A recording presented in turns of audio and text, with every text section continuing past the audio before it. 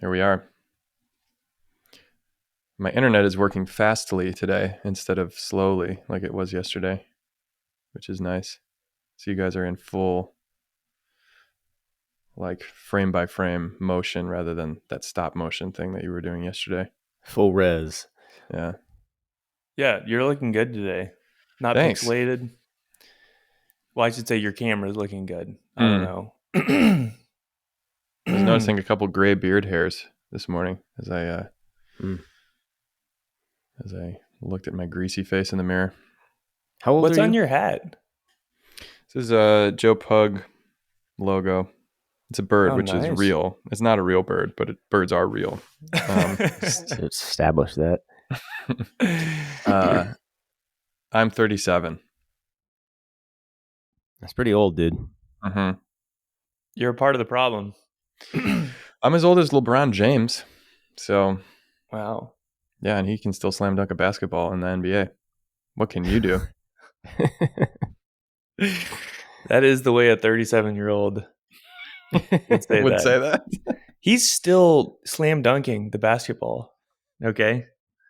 There was an old skit from Saturday Night Live when Michael Jordan hosted it with Al Franken. I think was it Stuart Smiley? He was the therapist or the self-help guy. Do you remember this? He would say, "I'm good enough, I'm smart enough, and doggone it, people like me." It was just like affirmations you said to yourself in the mirror. It was clearly not a manly man. And Michael Jordan was on it, and he was helping Michael Jordan, who was like coming in because he was feeling depressed. He goes, "Okay, I want you to repeat after me. I don't need to be a great basketball player. I don't need to be a great basketball player. I don't need to bounce the ball and throw it into the hoop." Or something like that. That's classic. And then Michael Jordan just deadpans repeating it. It's classic. I don't need to bounce the ball and throw it into the hoop. Which of course is potentially the only thing he cared about doing in the whole world. Oh man. What's your favorite SNL skit ever? Do you have one? I don't know. That's a hard one. I think probably the one that I watched live that I laughed the hardest at was the cowbell one. I think the ones that break a little bit, those are the ones that are most memorable to me. Mm-hmm. Yeah. I do love those. I also really like the Gap Girls, Chris Farley, David Spade, when they're dressed like girls. So funny. Oh my gosh. Lay off, I'm hungry. I probably quote that one at least weekly. Diet starts Monday. Man, Chris Farley's so good in those. Yeah. There's one where Will Ferrell is a boss and the skit progresses and it turns out he's actually a crazy psycho leader. And I think by the end of the interview, by the end of the skit, he tridents a guy, like stabs him in the office with his trident. And I can't remember what the name of the skit is, but it's just kind of Will Ferrell. Just classic Will Ferrell. He clearly thinks tridents are funny because that's an untethered. Yep. And the evil boss genius is Mugatu from Zoolander. That's the same exact thing. Man, that is so funny. That's another one I quote often. You know, foamy lattes make me farty and bloated. My mistake, Jacobim. Your mistake indeed. Your mistake indeed. Am I going crazy here? I invented the piano key necktie.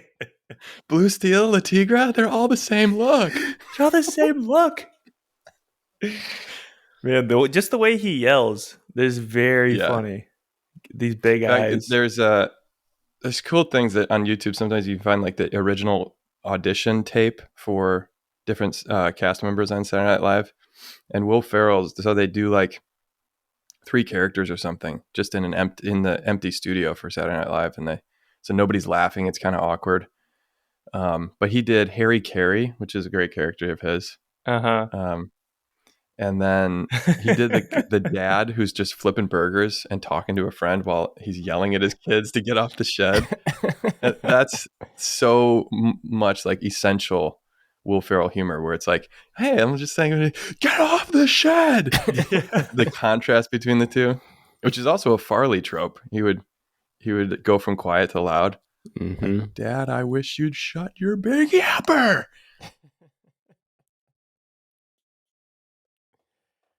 Man, some of the greats. Yeah. Do you have a favorite, Rob? Of SNL? The Matt Foley skit, the band by Down the River, always gets me. But there's little things in that too of like, it's like it's David Spade and who's the gal? Alicia Silverstone.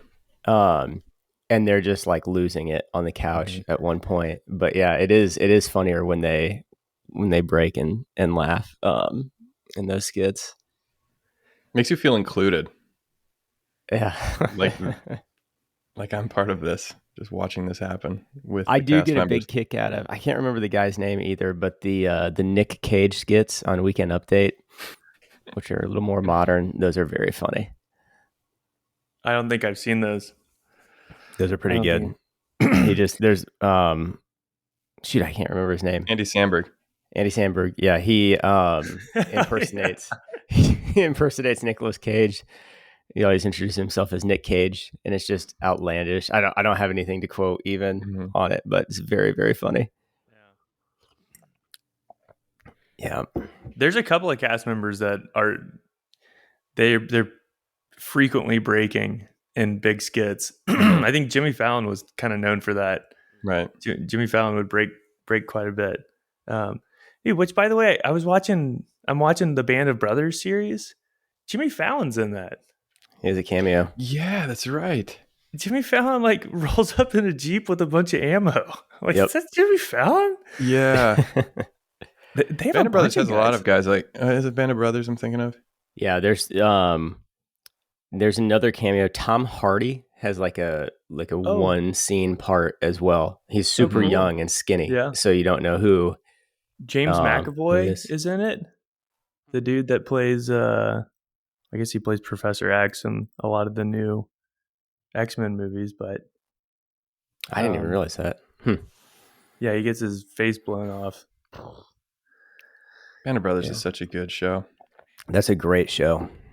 Super duper good. Again. Super duper good. Yeah. Well, hey, I thought we would pick up. I know we don't usually do this, but pick up where we left off yesterday. Because Rob, we were talking about being able to foster legit Christian community and living a life in communion with other people. And I know that was a desire that you had. And it's the summertime for you guys right now, I guess, with your Newman work. But how's that been going over there for you? You feel like you've been able to live life in you guys froze. Can you hear me? Oh shoot, Metz, you froze. Can you hear me? Did I freeze? I can hear both of you guys. Yeah, sorry. I lost you there for a second. I have you now. He just asked if you could, if you've been living in communion and how that's been going. Oh yeah. It's, I mean, imperfectly, certainly is how I've been doing at it. But the commitment to it it's great. I would say the things that I've been noticing as a fruit of it so far would, I don't know, you guys may be able to help me expand on this a little bit, but if you call it like, a commitment to like a Christian life in communion, I think there's an aspect to that of both like simplicity and then trying to do things like very well. So my life feels like less divided. Like I've noticed in myself, there's a lot more like, okay, I can just do this thing now. And so I don't feel as like encumbered or overwhelmed with something as dumb as like email, because usually I sit down once a day and just do email. And like, that's that. And again, I do that really, really imperfectly, but there is like a noticeable difference of I'm not like checking it constantly and stuff like that. The other thing too is, more basically, stuff is just fun when you do it in that way, because typically it's done well, but also in a way of like, you're just confident it is what it should be. And so honestly, an example of get old Bistron coming down in November to give a little talk on campus. This is like a tangible example of it. And it's like, man, feel pretty organized on it. Kind of like the idea behind it. And I've noticed this in myself of like, I'm confident you're going to give like some great insights, and give like a good talk, but the thing itself is going to be good. And I really don't care like how many people show up or anything like that, because if 2 people show up, it's going to be worth it for them to show up, which makes it like very fun and free. So those are my reflections. I love that as a takeaway. That like when you're doing it, when you're living like this, the outcome is not the primary like measure of success, but rather that this was a good thing in and of itself. That me going down to visit you in November and giving a talk, regardless if it makes a million converts or all it is 2 dudes hanging out, like it seems to be an invitation from God. It's a good, and there's time to do it in our schedules and stuff. It's part of our apostolate. It's part of our mission, but it's focusing on the relationship as the end, and then the mission part flows out of it, rather than, even something simple like email is so mission oriented, because it's like, I have to do this. These people are waiting a response or whatever. And so it's just pulling us all the time away from relationship. And that's why, honestly, not to always make it about the dumb phone, but that has been such a huge boon for me to not be connected to those things that pull me out of communion 24 hours a day, but to just like have to go intentionally look at email because it's a necessary evil, not because it's like the main way that I work, even though I do spend a lot of time on it. But if it's like that line from Father Brown, happiness is one of those strange birds, to bring up birds again. You don't hit it by aiming at it.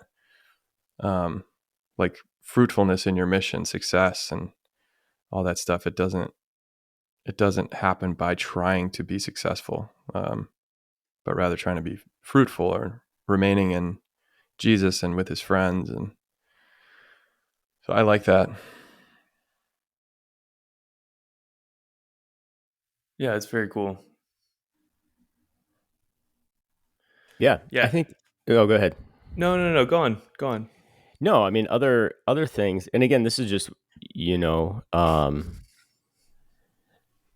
stuff I've noticed in it, but I remember it's a notion that I've always really liked. And I don't know who, might have been Connor on the cast here that kind of dubbed the phrase, but just like letting the day die as well. Yeah, I mean, that's been great. Even last night was a good example of that. Like, kind of got done at the office and didn't have much going on. Just kind of like had left the evening free, and he definitely kind of needed an introverted night, but also needed to get a few things done, like laundry wise and like life wise, and just honestly super, super enjoyable evening. Like, did not feel disconnected from, even though I like cut my hair and did laundry and like had the Cardinals on, it like I don't know. I would have said this before. It's a different felt experience though, of like, man, that was not like disconnected in any way from my life as a priest. That was just like just like a good evening, and then like the day died, and get up and talk to you guys this morning, which I was very excited about. Mm-hmm. Man, that's great. That connectedness, that's very, very cool. So that was the thing that they would talk about a bunch in seminary was um, like even the times when you're going to rest or you're not in your work hours, that's all still a part of that the priestly life, but it's not always felt or seen that way. Like I'm coming out and now I can take off my hat, my priestly hat, and have mic time. But when those two things are actually integrated, I don't know if I have really been able to feel that before. That's really cool to feel that your time is also priestly time, and to actually see the connection between the two. That's very cool. Something that's helping me and guiding me a little bit is something from this Barry and Conley book that we're reading for IPF on spiritual direction. And I can't remember the full context of the phrase, but the idea was basically like the point of spiritual direction, as of all of life, is the enjoyment of God. Not this. The point of spiritual direction, in other words, is not to like solve the puzzle of your life or figure out your vocation or anything like that. It's not some like sub end, kind of like what we're talking about with the dinner and the talk and stuff. It's not like, oh, we do that because it'll create these converts and that's the ultimate goal of my life, but rather the goal of my life is to be in communion and to enjoy God. And this is the way he's giving me to do it. And even our mission, like I think about this with the apostles getting their mission, like I'm going to make you fishers of men. Okay. Leave your boats behind. It's not like I need people, like sometimes we do with praying for vocations or focus missionaries or whatever, recruitment for mission. It's like, oh my gosh, we need missionaries, we need priests. And really like my experience of vocation is that I needed this. Like if I didn't have this mission, this vocation, I would not have been drawn into the kind of connectedness you're talking about, that even when I'm cutting my hair and doing my laundry, I'm a priest. I belong to Jesus, like that's the point of my life, no matter what I'm doing.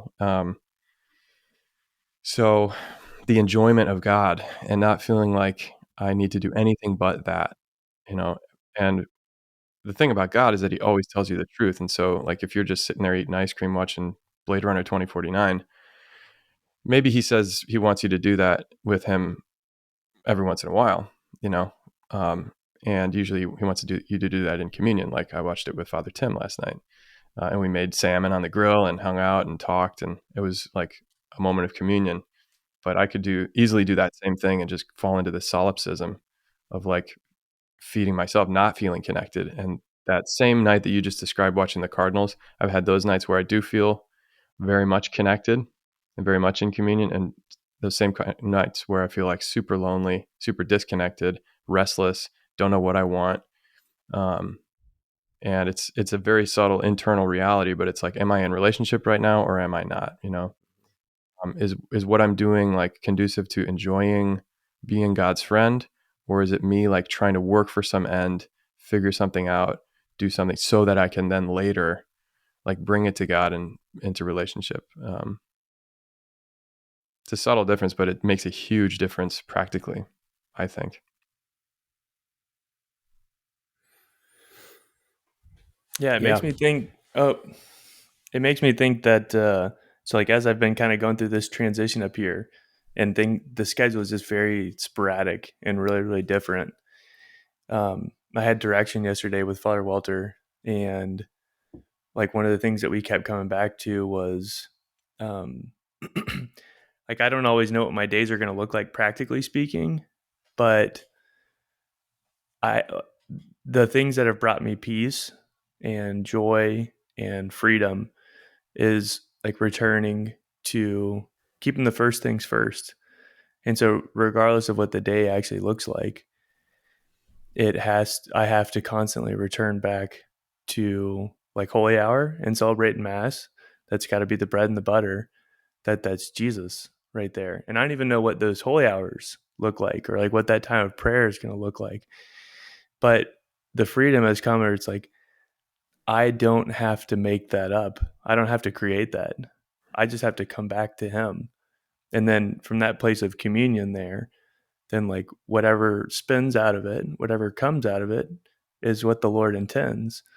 But many times, like I try to create it so that I can create it for God. I kind of get it backwards. But it's just been this really simple invitation to like just come back to the Lord in the ups and the downs. And like, he's going to be the one that creates the transition and that makes what he wants to make, and then I'm not on for that, but I'm just on to come back to the Lord.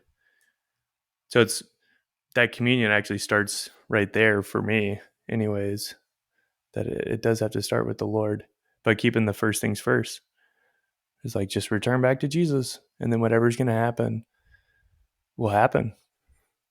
Yeah. And feeling like a lot of confidence and peace around that. No, that's good, man.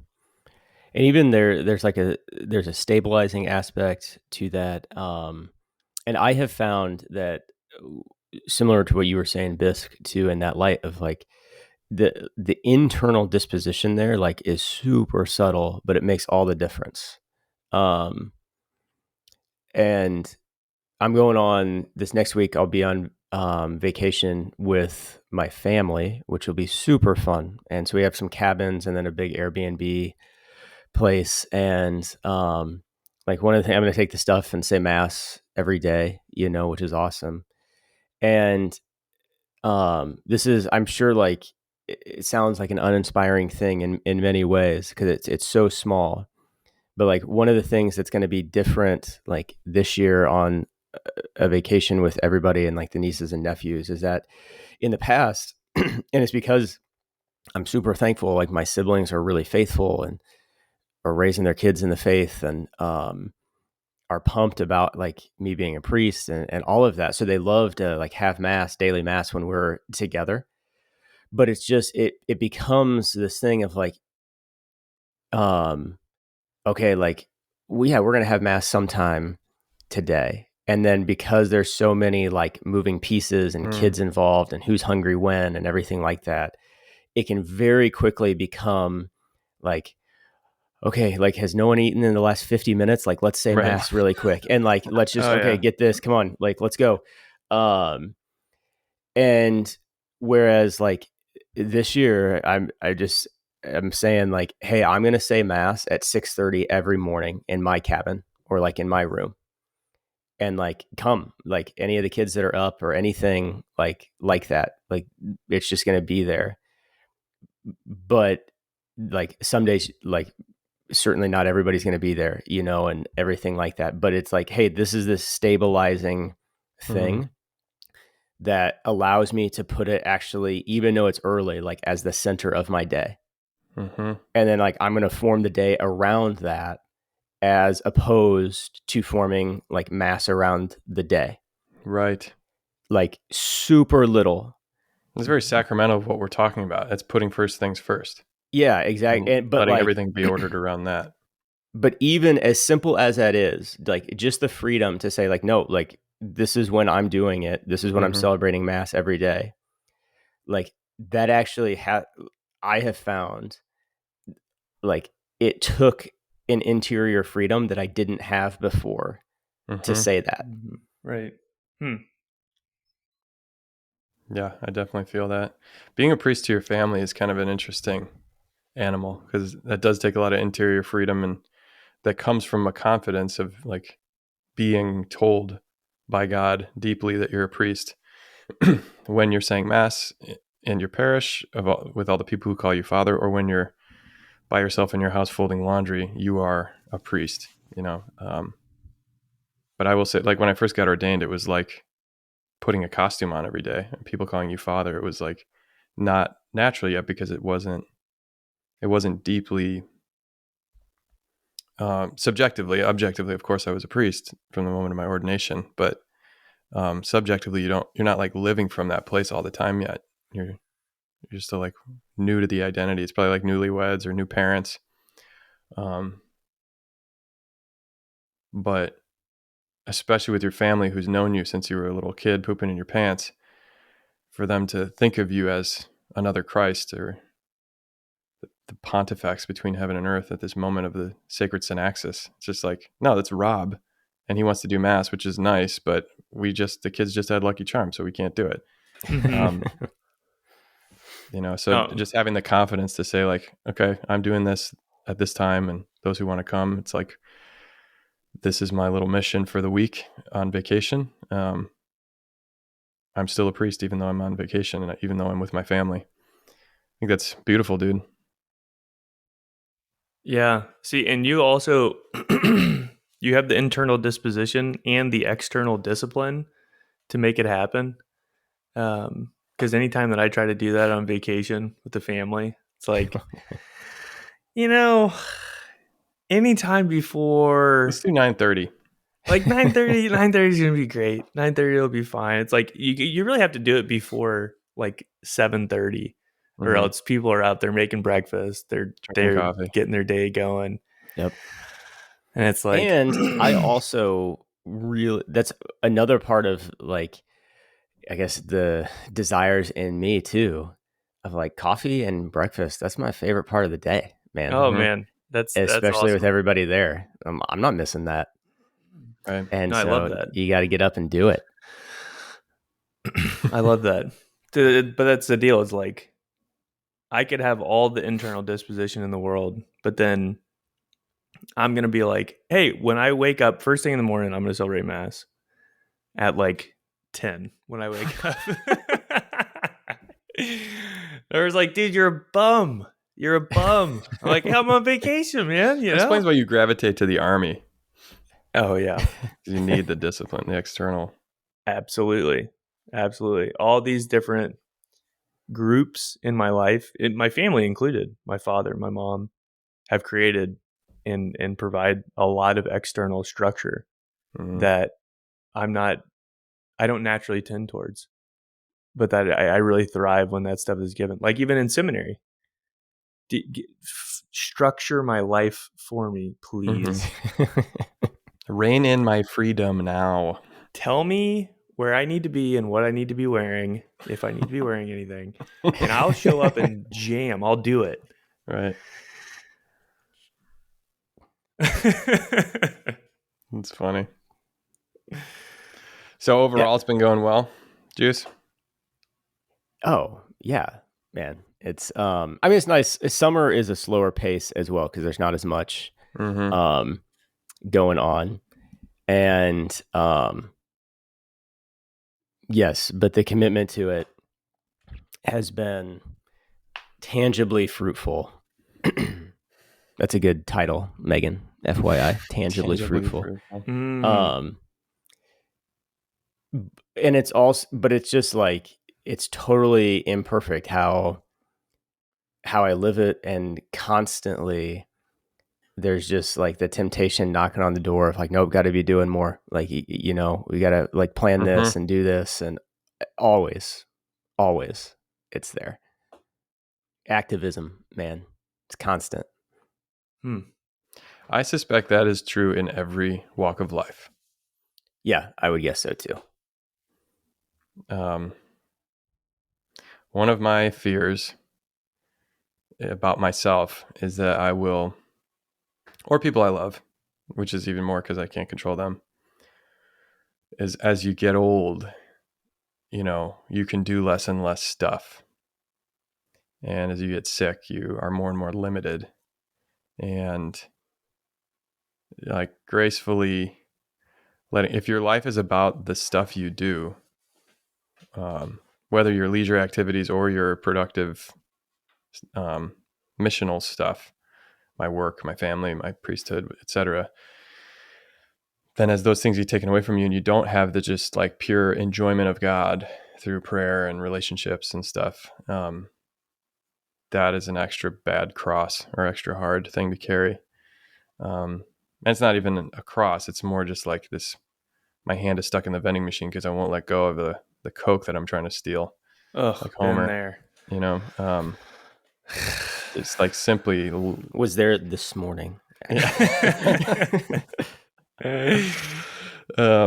is a funny image from The Simpsons, but I do think it hits something true. Yeah, man. But like these priests and stuff that can retire and remain very much. I know I'm thinking of a priest in particular who I know well, who is retired and still struggles with it and talks about how it's hard to kind of feel like your voice doesn't matter anymore. You're not the pastor. You're just kind of coming in and helping and stuff. But he remains plugged in and remains in communion with guys his age, who and guys my age, and young people, spiritual directing them and stuff like that. Like it's not just giving into this ennui, but rather staying a man of communion, which is, you can do that even if you have Alzheimer's, I suspect, and can't string a sentence together. You can still be in communion. By definition, you're a creature of God who is love. So that there's a Lacordaire quote that I wrote down. It's from The Priest Is Not His Own, Fulton Sheen. That's where I got it anyway. But Lacordaire says, at some point you enjoy only souls. Like you can't get up on top of mountains and look at beautiful landscapes anymore, touch God in these ways, but you can always enjoy souls. You can always love. That is beautiful. And there's something to that. Yeah, if that's the long view in a way on it, of like that type of growth of heart and being. Along the way, man, when you're plugged into that, it allows you to like enjoy everything else around you, like that you're still able to. You guys will like this. Actually, we should do a shout out to Nathan Thompson, who is a big fan of the cast. He was the one that wrote the letter. Yeah, he wrote the great letter. Great letter. And yeah, awesome family, and just a super swift guy. So him and I read Levering's book, The Abuse of Conscience. And then we went to the Cardinals game a few nights ago to like talk about it. And it was great. And that's awesome. But it was so cool. I was like, man, in so many ways, it's even like, it's just so fun to, and this may be unique to the state of life of a priest today. I don't know. No, you could push it in other ways, but like, it's so fun to live like on the generosity of others, like not in a parasitical way, but like somebody had given me, we were going to go out to lunch, Nathan and I, and like the week before, a cool guy at the parish had given me these like really good Cardinals tickets, so we were front row in the outfield, like right by the foul pole. Fun. And so I just texted him like, hey, you want to call an audible and catch the game and all of that. And so we just like caught a night of baseball, and we're talking like levering and hooter and baseball, like all mixed in between, and just like a super enjoyable evening. Anyway, so shout out to Nathan, but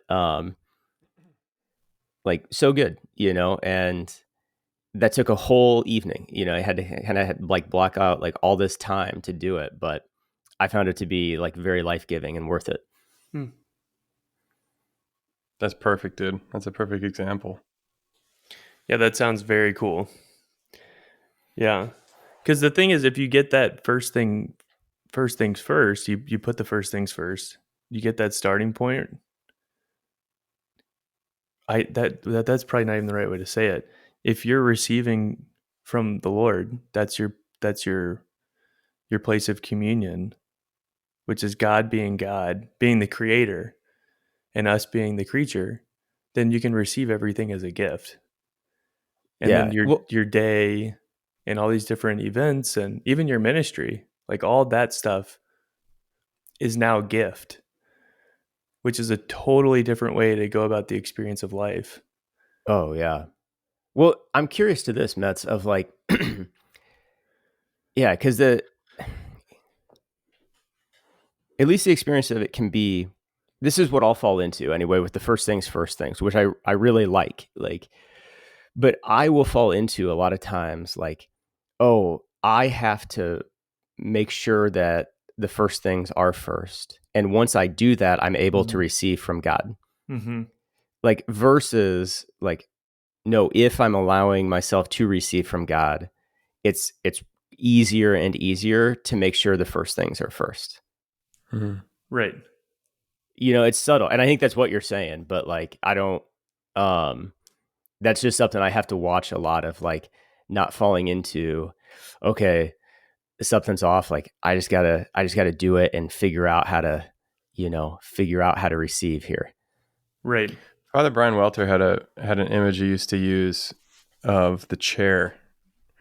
Is the place, like this chair is my place of communion with God, where I'm in the proper, like true relationship of creature to creator. I'm receiving my being, receiving everything from him.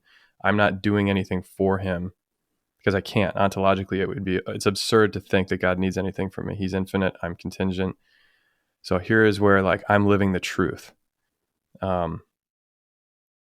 And then throughout my day, like I can be doing that during my holy hour. I can be doing that at mass, but I can also be doing that while I'm doing email or sitting in spiritual direction with somebody or whatever. Like I'm in the place of communion. I'm not doing anything apart from him that I later bring to him and are like, see, God, I did this thing for you. But rather even this, where I'm like working or active, I'm still receptive, which is, it's an art. It's not, and even that, it's like you can kind of get meta and be like, oh, I'm not being receptive enough. I need to be more receptive. Like the nice thing in God's providence governing everything is that like even when we resist this, we're still receiving our being. We just don't know it, and we're making our life unnecessarily complicated and boring and sad. But we can always in every moment just go back into the reality of like I'm in the chair, and then these things that distract us. And but depending on our personalities and our stories, like different things are easier to pull us out of the chair. Like this person needs me and I need to do something to fix this problem, or this thing really hurts my feelings and I get sad and I go and mope about it or whatever, and I get out of the chair. But where the analogy limps is that like actually us getting a quote out of the chair isn't really real, because the chair follows us and we're It's a wheelchair. It's a wheelchair. That's it. Oh, yeah. Dude. Yes. Actually, you know what? They have those golf push carts that follow you. Like you have a little sensor that you carry in your pocket. Have you ever seen these on the golf course? I've seen those on the golf course and in the airports too. They're creepy. It looks like this robot dog following you. Weird. Do they have clubs that make the ball go straight? They should. Nope. Okay. No, and it's true, because even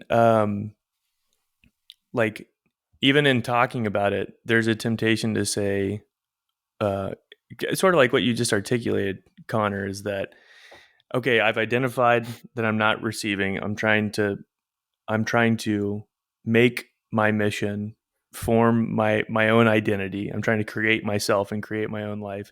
Mm-hmm. I need to stop and I need to start receiving. And so even that is like, I need to do this. Right. And there is something like, but in God's grace, he finds these ways to open us up to returning to being receptive. So even like the art of putting first things first is really God like conditioning and loving our hearts to be more and more open to like constant receptivity. That even that putting first things first, that's not ours. That's not us. Right. Like it's the Lord that cultivates and creates that in us. I've always found it was on the Deacon Chapel at Caritas Christi Urgit Nos. Caritas Christi Urgit Nos. The love of Christ moves us forward. It urges us forward. And I've always returned back to that as like, Paul, the greatest missionary in the history of the church, like the super doer, the super apostle, the super sent. That was his starting point. Caritas Christi, like the love of Christ. And that's so cool. That's so cool. Yeah. The great missionary, that's where he began, in communion. That's where he stayed. You guys want to call it there? Yeah. Good stuff. Dude, hold on. I'll just finish with this. When I was in college, somehow we got our hands on an electric. It wasn't a wheelchair. Like a rascal? It was like supermarket scooters. Yeah, like a rascal. Oh man, and it would just sit in our first floor of our college house, and people would just ram that thing into a bunch of walls. We'll say late nights on Friday and Saturdays. The rascal got a lot of use. Yes, he got a lot of use. It was very funny. You just imagine like 4 or 5 college guys, and they're just rolling around in these electric. You had scooters. multiples? You had more than one? We would take turns / ride on it together. Right on the pegs. Yeah. Yeah, it was a mess. It was so funny. All right. Later, dudes. See ya.